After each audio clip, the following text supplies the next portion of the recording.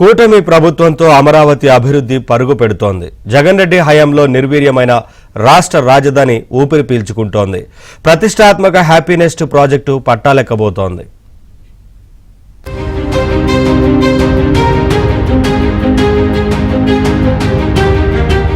అమరావతిలో ప్రతిష్టాత్మక Happy Nest project పట్టాలెక్కబోతోంది. త్వరలో పనులు ప్రారంభం కానున్నాయి. జగన్ రెడ్డి హయాంలో దీన్ని నిలిపివేసింది. రివర్స్ టెండరింగ్ పేరుతో 5 ఏళ్లు కాలయాపన చేసింది. సెల్ఫ్ ఫైనాన్స్ ప్రాజెక్ట్ అయినా గాలి కొదిలేసింది. ఫలితంగా ఇందులో ప్లాట్లు కొనుగోలు చేసిన వారు తీవ్ర ఇబ్బందులు ఎదుర్కొన్నారు.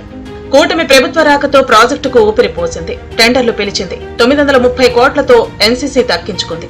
జగన్ ప్రభుత్వ నిర్లక్ష్యం కారణంగా వ్యయం అమాంతం పెరిగింది. నిర్మాణ స్థలంలో భారీగా నీటి తోడువేత కార్యక్రమం ముమ్మరంగా సాగుతోంది. 10 రోజుల్లో ఇది పూర్తవుతుందని భావిస్తున్నారు.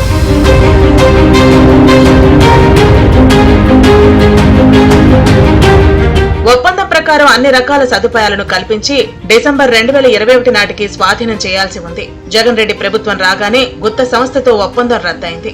654.44 కోట్లతో సిఆర్టీఏ 3 సార్లు రివర్స్ టెండరింగ్ కు వెళ్లింది.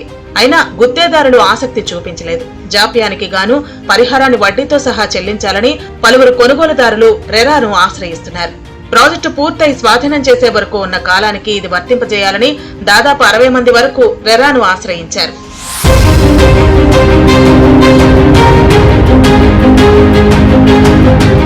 నిర్మాణాల్లో జాప్యం కారణంగా పెరిగిన వ్యయాన్ని కొనుగోలుదారులపై మోపొద్దని సీఎం చంద్రబాబు ఇప్పటికే సిఆర్టీఏ అధికారులను ఆదేశించారు. దీంతో 2018లో ఫ్లాట్ బుక్ చేసుకున్న ధరకే కొనుగోలుదారులకు అందించనున్నారు. ఈ భారం సిఆర్టీఏ భరించనుంది. తుళ్లూరు మండలం నేలపాడులో 2018లో టీడీపీ ప్రభుత్వం 2 దశల్లో 12 టవర్లతో మొత్తం 1200 ఫ్లాట్ల చొప్పున 14.46 ఎకరాల విస్తీర్ణంలో నిర్మించ తలపెట్టింది.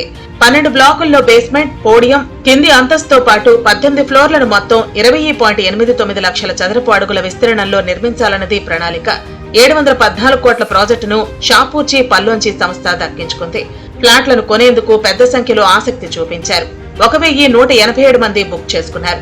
అడ్వాన్స్ మొదటి వాయిదాకు 93.48 కోట్లు చెల్లించారు.